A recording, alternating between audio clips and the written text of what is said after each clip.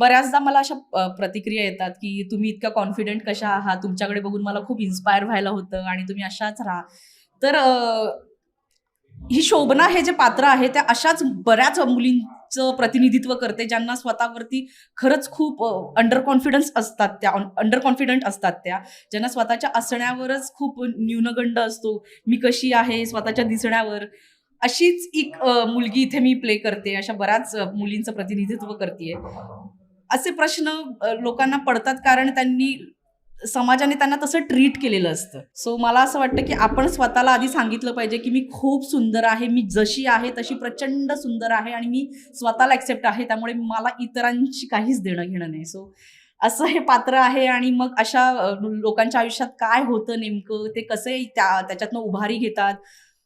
अशा ह्या पात्राचा प्रवास आहे पूर्ण आमच्या नाटकात.